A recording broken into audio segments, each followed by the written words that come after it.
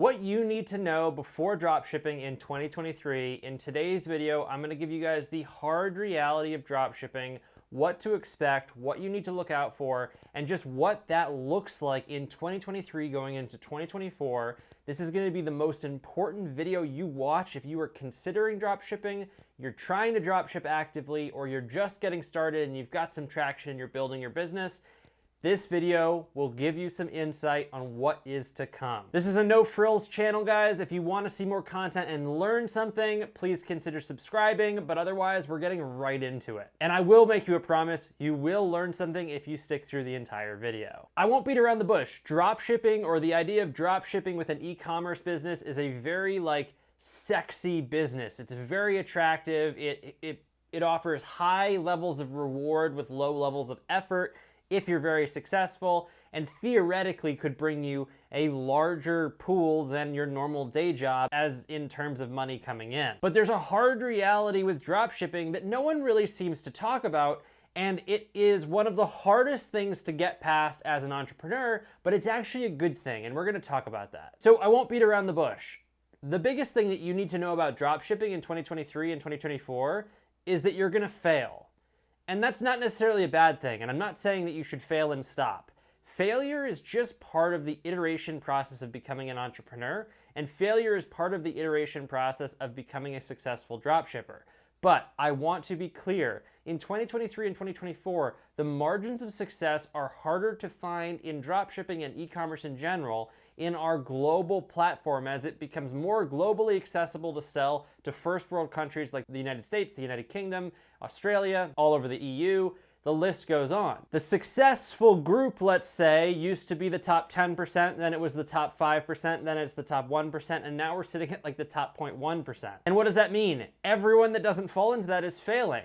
But here's the critical thing here. Failing is part of the learning process and part of the process of understanding what went wrong and how to eliminate it in the next process. As somebody that owns a successful online store with Shopify, that I do both dropshipping and I house my own product, and I've owned and started other businesses, I can tell you I have certainly failed, and it's part of the failures that I experienced that's made me successful today.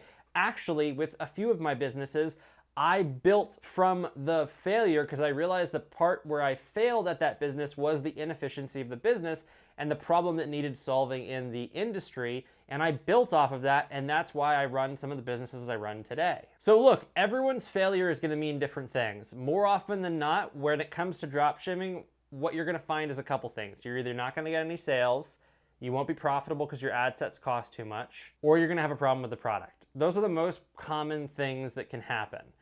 What does that mean? You get really good at doing ads, you get really good at running the business analytics and the business needs and understanding profit margins and how to make money.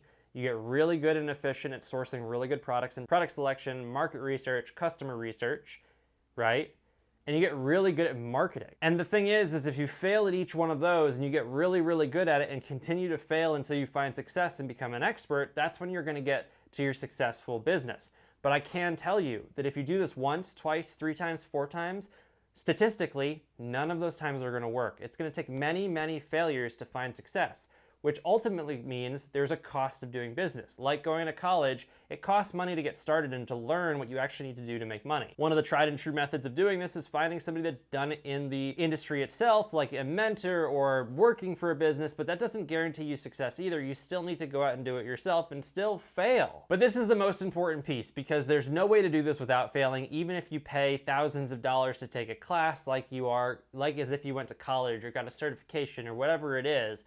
You're still going to fail, and the important part is using that as a Lego building block to building a tower and finding success at the top. But you've got to have each brick, each Lego block to get there, and those are things that you cannot skip, even with money. So this video applies to everyone because even when you have a successful business and you're making money and you're profiting, you might still fail long term because you might realize you hit a point of where it's no longer scalable, and that could be failure for you if you are like, I need to have this market cap for long-term success to make it make sense to put my time into this business. So even businesses that are successful may fail in the long run too because you realize that the ramp up isn't where you want to be, so you have to start it all over.